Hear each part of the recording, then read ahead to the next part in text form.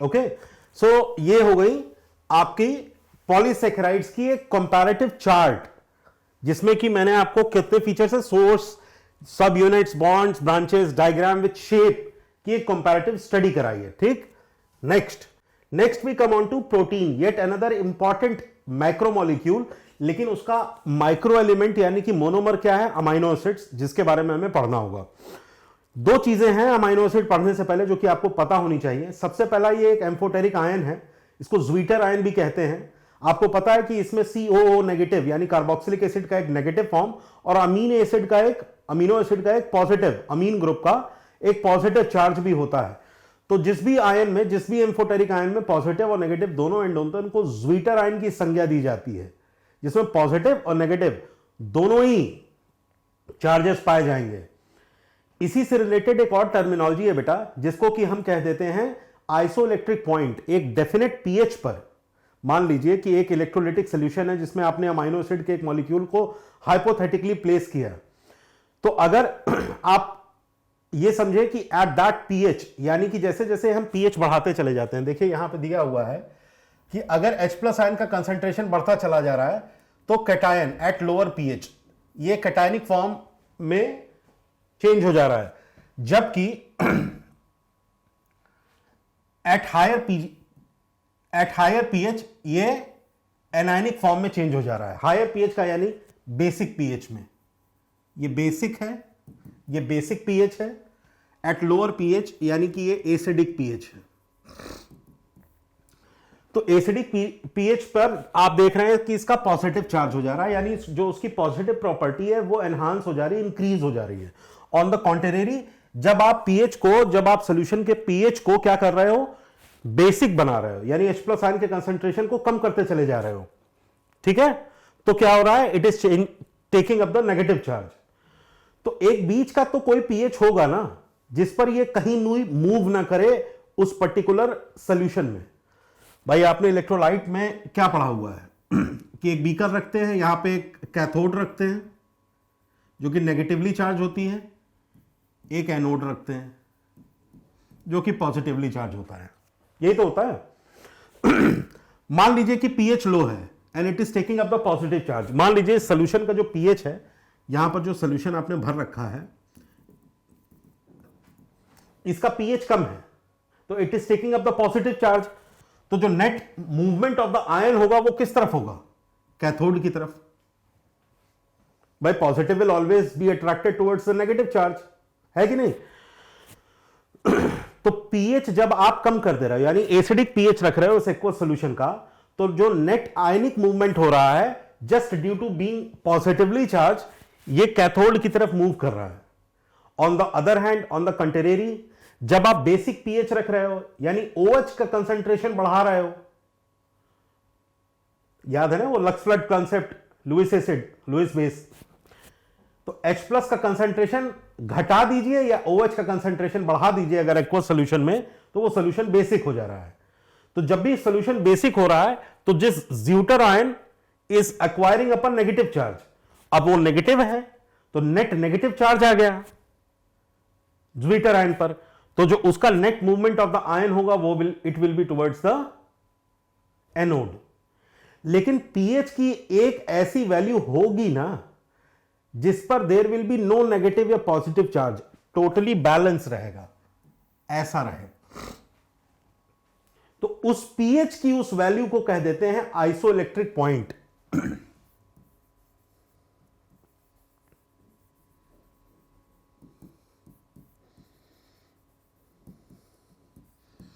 उसको कह देते हैं आइसोइलेक्ट्रिक पॉइंट।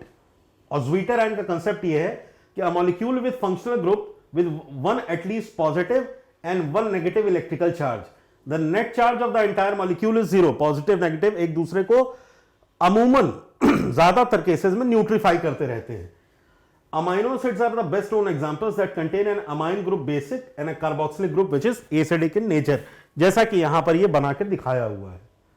इस चीज को आप याद जरूर रखिएगा कि पॉजिटिव और नेगेटिव चार्ज हैं दोनों एक ही आयन पर, उस एम्फोटेरिक आयन, जिसकी वजह से there is no net positive और negative charge over the ion. तो नॉर्मली क्या होता है कि डजंट मूव, ये मूव नहीं करता है ना ही एनोड की तरफ ना ही कैथोड की तरफ, लेकिन अगर आपने एक्वस सॉल्यूशन के इस पीएच को डिस्टर्ब किया, आइदर एसिडिक और बेसिक, तो दे विल स्टार्ट मूविंग, तो नेट आयनिक मूवमेंट होना शुरू हो जाएगा। बस आपको यह याद रखना है कि एसिडिक पीएच होगा तो उसके ऊपर पॉजिटिव चार्ज आ जाएगा, पॉजिटिव चार्ज जैसे ही आएगा तो वो नेगेटिव कैथोड की तरफ मूव करने लगेगा। या अगर आपने देख लिया कि उसमें बेसिक पीएच आ गया तो it will take up the net negative charge due to COO minus and it will start moving towards the positive anode. ठीक, इस चीज को आपको याद रखना है। अमाइनो एसिड में अब पेप्टाइड बॉन्ड का फॉर्मेशन, देखिए पॉलीमराइजेशन इसमें भी होता है, तो पेप्टाइड बॉन्ड का फॉर्मेशन होगा। और जैसा कि मैंने आपको बताया है कि there will be again a movement of water, water का removal, dehydration, synthesis, condensation, polymerization का जो प्रोसेस है वो यहां भी देखने को मिलेगा। 3 तरह के मैंने आपको बॉन्ड बताए थे, ester bond, glycosidic bond and तीसरा कौन सा था? Peptide bond. यार पढ़ा तो रहा हूं, ठीक है। तो इसमें आप देखिए कि किस तरह से 2 अमाइनो एसिड के मॉलिक्यूल है, ये COH मॉलिक्यूल है, ये NH2 है, ठीक। यहां पर भी ये NH2 है, ये COH है, वाटर के मॉलिक्यूल का एलिमिनेशन हो गया और CONH ग्रुप बनता है, C double bond O NH, ये जो होता है ना C double bond O NH, ये देखिए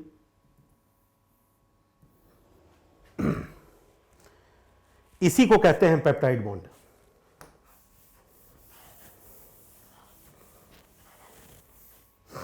देखिए ये कार्बोक्सिलिक एसिड ग्रुप था, ये अमीन ग्रुप था, तो ये यहां से एलिमिनेट हो गया वाटर, तो क्या बचा? NH और CO, उसी का ये बॉन्ड बना है।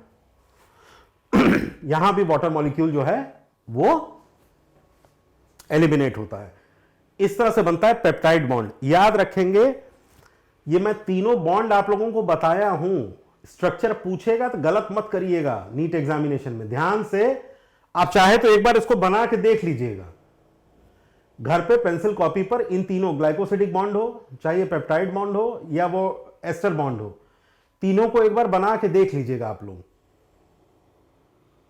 नहीं तो देखने में लगता है कि आसान है, आप बनाने जाइए, it would be tough for you, आप चीजें भूलने लगेंगे। आप इसको बनाइएगा। प्रोटीन्स को मैंने क्लासिफाई कर दिया है आपके सामने, देखिए तमाम तरीके के प्रोटीन्स है बेटा। सबसे पहले हम सिंपल प्रोटीन्स के बारे में पढ़ते हैं। सिंपल प्रोटीन को उनके शेप के आधार पर आइदर ग्लोब्यूलर या स्क्लेरोप्रोटीन्स के नाम से जानते हैं। ग्लोब्यूलर प्रोटीन्स में एल्ब्यूमिन, ग्लोब्यूलिन, आपको पता है एल्ब्यूमिन और ग्लोब्यूलिन हमारी बॉडी में होते हैं। एल्ब्यूमिन टू ग्लोब्यूलिन का ratio, blood concentration BCOP maintain करते हैं, osmotic pressure of the blood को मेंटेन करते हैं ना। अल्फा बीटा गामा ग्लोब्यूलिन्स का काम क्या है बेटा? एंटीबॉडी फॉर्मेशन में हेल्प करते हैं ना गामा ग्लोब्यूलिन्स। एल्ब्यूमिन्स हो गए, ग्लोब्यूलिन्स हैं, देन प्रोलामीन्स हैं, ग्लूटिलिन्स हैं। प्रोलामीन्स और ग्लूटिलिन्स भाई फिशेस में जीन है, हॉर्डीन है, ऐसा थोड़े कई तरह के प्रोटीन्स है बेटा। प्लांट एक्सट्रैक्ट के जीन, हॉर्डीन फ्रॉम हॉर्डियम वल्गेर है ना, जियामेज से जीन, तो उसी तरह से प्रोलामाइंस है, स्पर्म के न्यूक्लियस में पाया जाता है। ग्लूटिलिन्स है, ग्लूटीन, आपने आटा देखा होगा जो फ्लोर आता है उसमें ग्लूटीन मिक्स करके देते हैं। फिर हिस्टोन प्रोटीन्स हमारे डीएनए का बाइंडिंग करते हैं। हिस्टोन प्रोटीन्स पढ़ा है ना, ऑक्टामर फॉर्म में होते हैं, H1 H2A H2B H3NH4 है ना, वो हिस्टोन प्रोटीन्स हैं। देन अगेन प्रोटामीन्स हैं, ग्लोबीन्स हैं। तो there are various bioactive protein. भाई जो प्रोटीन होते हैं वो स्ट्रक्चरल मॉइटी तो होते ही होते हैं, इसके अलावा फंक्शनल प्रोटीन्स भी तो होते हैं, जैसे हीमोग्लोबिन, वो कौन सा स्ट्रक्चर बनाता है लेकिन एक इंपॉर्टेंट फंक्शन कैरी करता है, ऑक्सीजन कैरिंग कैपेसिटी होती है हीमोग्लोबिन में। साइटोक्रोम ऑक्सीडेज एंजाइम है कि नहीं? तो ये बेसिकली ये सारे बायोएक्टिव प्रोटीन्स हैं, बहुत इंपॉर्टेंट है बायोलॉजिकल एक्टिविटी के लिए। तो आप कभी भी प्रोटीन को ये मत समझिए कि it is only a structural moiety, कि ये सिर्फ स्ट्रक्चरल मॉइटी है। हालांकि अब आप क्रैश कोर्स पढ़ रहे हैं तो आपको ये सारी चीजें पता ही होंगी। स्क्लेरोप्रोटीन्स में कोलाजन फाइबर्स हैं, इलास्टिन फाइबर्स हैं और केराटिन फाइबर्स हैं। कोलाजन और इलास्टिन फाइबर्स के बारे में आपने टिश्यू में पढ़ ही रखा है कि नहीं? कोलाजेंस और इलास्टिन्स इलास्टिक फाइबर्स होते हैं, कोलाजन इन इलास्टिक होते हैं, व्हाइट फाइबर्स होते हैं। इलास्टिन्स जो होते हैं वो कैसे होते हैं, ऐसे ऐसे होते हैं ना, like this, elastic recoiling capacity होती है इनके अंदर। और केराटिन्स जो है ये भी पढ़ा हुआ आपने, सिस्टीन अमीनो एसिड रिच होता है। ये जो केराटिन होता है ये सिस्टीन अमीनो एसिड रिच होता है, अल्फा और बीटा दोनों ही फॉर्म में आपको देखने को मिलेगा। प्रोटीन की फोल्डिंग याद है ना आपको, प्रोटीन, चलिए अच्छा बताता हूं, वो भी बता दूंगा। फिर कॉन्जुगेटेड प्रोटीन्स हैं, इसमें न्यूक्लियो प्रोटीन्स हैं, जैसे आरएनए डीएनए में आपने न्यूक्लियो प्रोटीन्स पढ़ रखा है। फिर क्रोमो प्रोटीन्स हैं, तमाम तरीके के साइटोक्रोम, हीमोग्लोबिन, हेमोसाइनिन, तमाम तरह के पिगमेंट्स हैं जिनमें आपको क्रोमो प्रोटीन्स देखने को मिलेंगे। फिर ग्लाइकोप्रोटीन्स और म्यूकोप्रोटीन्स, बेटा देखो इंपॉर्टेंट क्या है, ग्लाइकोप्रोटीन जो है इसमें शुगर जो होगा, कार्बोहाइड्रेट जो होगा वो 4% से कम होगा, जबकि म्यूकोप्रोटीन में जो कार्बोहाइड्रेट होता है वो 4% से ज्यादा होता है। More than 4% mucoprotein, less than 4% glycoproteinaceous component हो जाएंगे। तमाम तरह के ग्लाइकोप्रोटीन्स हैं यार बॉडी के अंदर। ग्लाइकोप्रोटीन का जो मेन कंपोनेंट है याद रखिएगा, सेल सरफेस रिसेप्टर्स होते हैं, जैसे फर्टिलिटीन और एंटी फर्टिलिटीन नहीं स्पर्म और ओवा के ऊपर देखने को मिले थे, या अल्फा बीटा गामा ग्लाइकोप्रोटीनेशियस सब्सटेंसेस देखने को मिलते हैं। ब्लड एंटीजेंस जो होते हैं सारे के सारे सेल सरफेस रिसेप्टर्स होते हैं, ग्लाइकोप्रोटीनेशियस इन नेचर। इसके अलावा फॉस्फोप्रोटीन्स हैं, लाइपोप्रोटीन्स हैं, और कुछ मेटल कॉन्जुगेट्स भी होते हैं प्रोटीन के साथ, जिनको कि हम मेटालोप्रोटीन्स की संज्ञा देते हैं, उन्हें हम मेटालोप्रोटीन्स के नाम से जानते हैं। ठीक है, तो ये सारे कॉन्जुगेटेड हैं। इसके अलावा डिराइव्ड है, डिराइव्ड में कोआगुलेटेड प्रोटीन्स हैं, प्रोटीन्स हैं और मेटाप्रोटीन्स हैं, ये प्राइमरी हैं। अब इन्हीं प्राइमरी से डिराइव्ड सेकेंडरी है, प्रोटियोजेस हैं, पेप्टोन्स हैं, पढ़ा है ना आपने डाइजेशन में किस तरह से अलग अलग स्टेजेस पर जो डाइजेस्टिव एंजाइम्स होती हैं वो प्रोटीन्स को बड़े मॉलिक्यूल्स में, प्रोटियोजेस में, पेप्टोन्स में तोड़ती हैं। फिर ये पेप्टोन्स या प्रोटियोजेस के ऊपर फिर इंटेस्टाइनल पेप्टाइड्स एक्ट करती हैं और उनको तोड़ देती हैं अमाइनो एसिड्स में, टर्मिनल अमाइनो एसिड्स में। तो ये पॉलीपेप्टाइड की चेन हो गई, simple peptides and amino acids, ये सारे के सारे सेकेंडरी या डिराइव्ड प्रोटीन्स हैं। ये डाइजेशन चैप्टर में आपको सारे देखने को मिले थे, प्रोटियोजेस, पेप्टोन्स, है ना।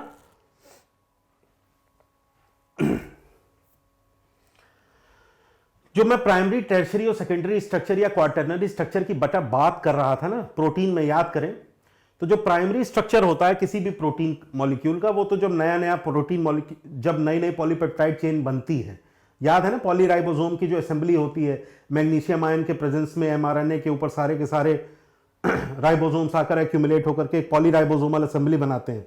तो उससे निकलने वाली जो पॉलीपेप्टाइड्स होती है वही प्राइमरी पॉलीपेप्टाइड चेन है। लेकिन ये फ्रीली बायोएक्टिवली अकर नहीं करती हैं कहीं भी, they are either folded according to the Ramachandran plot, उनकी जो प्रोबेबिलिटी होती है, they are change into either alpha helix beta pleated sheets या टर्शियरी स्ट्रक्चर्स में, जिसमें कि मोस्ट ऑफ द एंजाइम्स जो होती हैं और बायोएक्टिव प्रोटीन्स जो होते हैं दे आर कर इन टर्शियरी स्टेज। इसके अलावा क्वार्टरनरी स्टेज में डबल फोल्डिंग भी हो जाती है, जैसे हीमोग्लोबिन की हो जाती है, मायोग्लोबिन की हो जाती है, इंसुलिन की हो जाती है। ठीक है, तो ये इनके अपने स्ट्रक्चर्स हैं। जैसे आपसे अगर पूछे कि अल्फा जो है कहां पर देखने को मिलेगा, है ना, अल्फा हेलिक्स है, बीटा प्लीटेड है। ठीक, फिर सेकेंडरी प्रोटीन्स आ जाते हैं, सेकेंडरी हो गए, फिर टर्शियरी प्रोटीन्स आ जाते हैं, फिर क्वार्टरनरी प्रोटीन्स आ जाते हैं। ठीक, ये बॉन्ड्स के टाइप क्यों दिए हुए हैं, देखिए किसी भी क्वार्टरनरी या टर्शियरी स्ट्रक्चर को स्टेबलाइज करने के लिए कुछ तरह की फोर्सेस हैं जो कि लगातार वर्क करती रहती हैं उस 3 डायमेंशनल कॉन्फॉर्मेशन को स्टेबल बनाने के लिए। तो कौन कौन सी वो फोर्सेस होती हैं उनके बारे में यहां दिया हुआ और इस डायग्राम के माध्यम से मैंने समझाने की कोशिश भी की हुई है।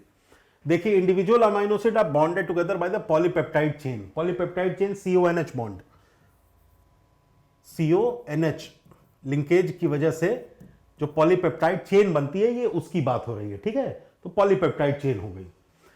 फिर हाइड्रोजन बॉन्ड्स आते हैं, देखिए hydrophobic interactions, these amino acids orient themselves towards the centre of the polypeptide to avoid the water. Hydrophobic होते हैं, सारे के सारे अंदर की ओर हो जाएंगे। तो ये हाइड्रोफोबिक इंटरैक्शंस की वजह से भी ये इकट्ठा रहते हैं एक जगह पर, क्योंकि वाटर से दूर भागते हैं तो सब सेंटर की तरफ अलाइन हो जाते हैं। तो वाटर एक तरह से पुश करके सारी की सारी अमीनो एसिड्स को इकट्ठा रख रहा है, बॉन्डेड रख रहा है। तो that is known as hydrophobic interaction. फिर डाइसल्फाइड ब्रिजिंग है, ये इंपॉर्टेंट है। The amino acid cysteine forms bond with another cysteine through the R group. ये डाइसल्फाइड लिंकेज है, ये CH2 ये R है, चेन है ये हाइड्रोकार्बन की। ये डाइसल्फाइड लिंकेज है। इंसुलिन का स्ट्रक्चर याद है ना आपको, उसमें डाइसल्फाइड लिंकेज देखने को मिली थी आपको। या इम्यूनोग्लोबिन में आपने एंटीबॉडी का स्ट्रक्चर जब पढ़ा था, उसमें लाइट चेन और डार्क चेन पढ़ा था, लाइट चेन और हैवी चेन तो उसमें भी देखने को मिला था ये आपको डाइसल्फाइड लिंकेज। ये हाइड्रोफोबिक इंटरैक्शंस हैं, अंदर की ओर आएंगे, ये पुश करते हैं ताकि ये एक तरफ रहे, हाइड्रोफोबिक इंटरैक्शंस। फिर हाइड्रोजन बॉन्ड्स हैं। द पोलर आर ग्रुप्स, यानी कि जो एल्किल ग्रुप्स होते हैं on the amino acids form bonds with another polar R groups. Hydrogen bonding है। हाइड्रोजन बॉन्डिंग हालांकि केमिस्ट्री का ही पार्ट है, लेकिन आपको यह पता होना चाहिए कि hydrogen bonding exist between the two alkyl groups. Polar groups के बीच में एक हाइड्रोजन बॉन्डिंग होती है, और हाइड्रोजन बॉन्ड का ये दिया हुआ है यहां पर डायग्राम।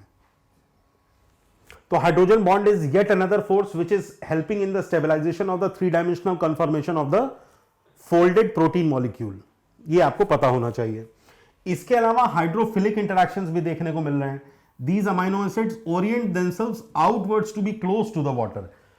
भाई हाइड्रोफिलिक और हाइड्रोफोबिक दोनों ही एंड्स हैं, तो ये हाइड्रोफोबिक था, ये हाइड्रोफिलिक इंटरैक्शन है। ठीक है, this OH comes from water। ठीक है, तो एल्किल ग्रुप R का एक इंटरैक्शन रहेगा OH ग्रुप ऑफ वाटर के साथ, so they are aligning themselves towards the water. Then we have ionic bonds. These positively charged alkyl groups bond together. Ionic bonds, positively charged alkyl groups bind themselves together. देखिए यहां पर दिया होगा ionic bonds. ये NH3 positive है, O negative है, यहां पर ionic bond का फॉर्मेशन हो रहा है। NH3 पॉजिटिव और O नेगेटिव। तो ये alkyl ग्रुप्स हैं, आपस में ionic bonds, ये बड़े स्ट्रॉन्ग बॉन्ड्स होते हैं। ठीक है, इनकी माध्यम से, इनकी सहायता से ये बाइंड होते हैं। तो these are various kinds of bonds which are helping in the conformational stability of the protein molecule. It can be, उनकी फोल्डिंग किसी भी लेवल की हो। ठीक है,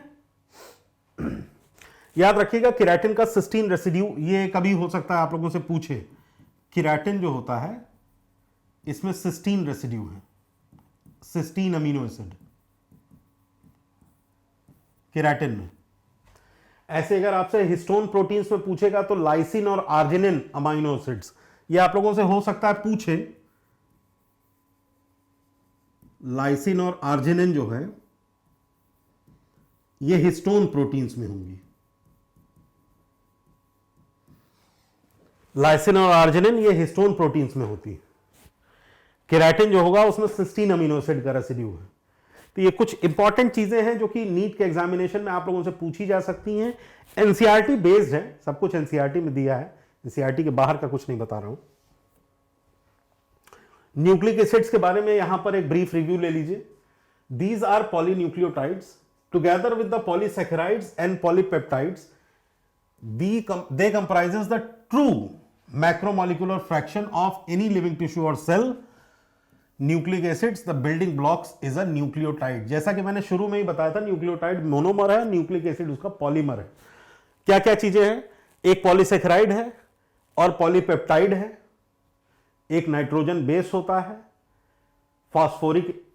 फॉस्फेट की चेन होगी। पॉलीसैकेराइड है वो राइबोज हो सकता है, 2-डीऑक्सीराइबोज हो सकता है, शुगर। ठीक है, पेंटोज शुगर्स होंगे जिनकी बैकबोन होगी, फॉस्फेट लिंकेज है उनका, और इसके अलावा एक नाइट्रोजनस बेस होगा। वो जो होगा ये मिलकर के एक न्यूक्लियोटाइड और पॉलीन्यूक्लियोटाइड सीक्वेंस बनाते हैं। अ nucleotide has 3 chemically distinct components. One is a heterocyclic compound, the second is a monosaccharide and third is a phosphoric acid या फॉस्फेट। तो जो हेट्रोसाइक्लिक कंपाउंड है, इसी को मैं नाइट्रोजनस बेस पेयर रेफर कर रहा हूं, एनिलीन की रिंग होती है उसके ऊपर। तो ये हेट्रोसाइक्लिक कंपाउंड नाइट्रोजनस बेस है। तो आपको बेसिक चीजें ये पता होनी चाहिए एट दिस लेवल। आपको ये पता होना चाहिए कि जब भी कोई भी न्यूक्लिक एसिड बन रही है तो उसमें एक हेट्रोसाइक्लिक कंपाउंड है जिसको कि नाइट्रोजनस बेस पेयर की संज्ञा दी जा रही है। एक मोनोसैकेराइड होगा जो कि एसेंशियली राइबोज या डीऑक्सी राइबोज होगा, पेंटोज शुगर, और उसके अलावा phosphoric acid for the linkage of the two. तो बैकबोन जो होगा वो इन मोनोसैकेराइड्स की होगी। The heterocyclic compound in the nucleic acid are the nitrogenous base pairs adenine, guanine, uracil, cytosine and thymine. जो नाइट्रोजनस बेसेस हैं, ये जो दिया है हेट्रोसाइक्लिक कंपाउंड यहां पर, one is the heterocyclic compound, उसी चीज को यहां एक्सप्लेन किया। The heterocyclic compound in the nucleic acid are nitrogenous bases, name दिया हुआ adenine, guanine, uracil, cytosine and thymine. ठीक, ये हेट्रोसाइक्लिक कंपाउंड है। Adenine and guanine are substituted purines, इनको प्यूरिन्स कह देते हैं, याद रखिएगा। ए और G are substituted purines, A और जी प्यूरिन्स हो गए। तो यूरासिल, साइटोसिन और thymine, while rest of the are substituted pyrimidines। कौन कौन से हो गए? Uracil, cytosine and thymine. ये pyrimidine बेस पेयर्स हैं। प्यूरिन्स कौन कौन से हो गए? एडेनिन और गुआनिन।